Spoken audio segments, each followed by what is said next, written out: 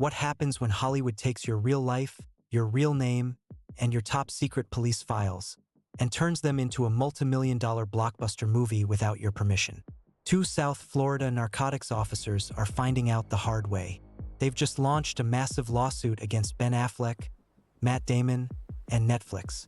The claim that the actor's brand new crime thriller, The Rip, didn't just draw inspiration from a real-life drug bust. They claim it straight up stole confidential investigative files, used their likenesses, and completely trashed their real-world reputations for public entertainment. Tonight on TeLIEvision, we are uncovering the wild legal war between small-town detectives and Hollywood's biggest elite.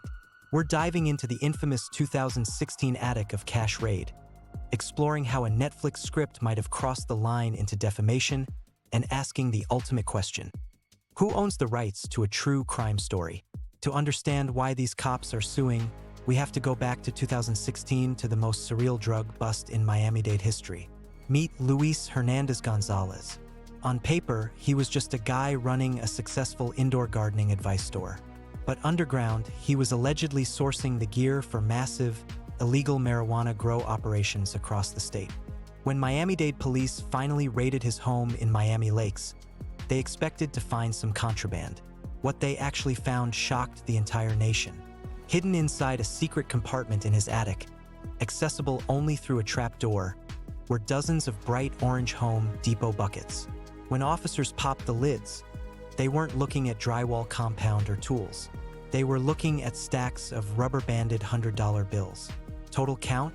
Over $24 million in cold, hard cash.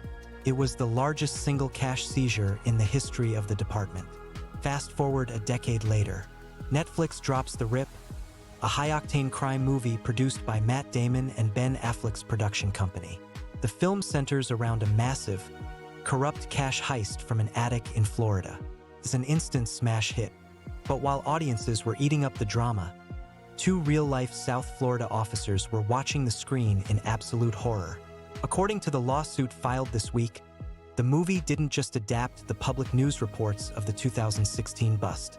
The officers allege that the screenplay mimics hyper-specific, confidential details from internal police files that were never made public. Worse yet, they claim the film takes their real-life investigative tactics and attributes them to characters who are depicted as dirty, corrupt, and compromised. In Hollywood's version, the cops aren't the heroes. They are part of the underworld. And the real officers say that narrative has completely devastated their careers and personal lives. This sets up an incredibly messy legal battle. Hollywood has a long history of making movies inspired by true events.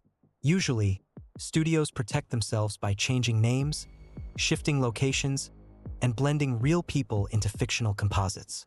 But the officers are arguing this crossed the line into straight defamation. If confidential investigative files were leaked or used to paint real, identifiable public servants as criminals for commercial profit, Netflix and its A-list producers could be facing a massive payout. Representatives for Damon and Affleck have remained quiet, but legal experts say this case could fundamentally change how Hollywood adapts modern true crime stories.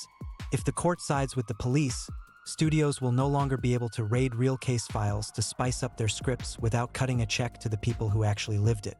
At the end of the day, the line between reality and entertainment is blurring faster than ever. To the public, it's just a great movie to stream on a Friday night. But to the men and women holding the badges, it's their real life, their safety, and their legacy. The battle over The Rip is just beginning, and we'll be tracking every court filing as it drops. If you want to see the hidden agendas the mainstream media completely ignores, hit that subscribe button. Drop a comment below. Did Matt Damon and Ben Affleck step way over the line here, or is true crime fair game once it hits the public record? Let me know, and I'll see you in the next one.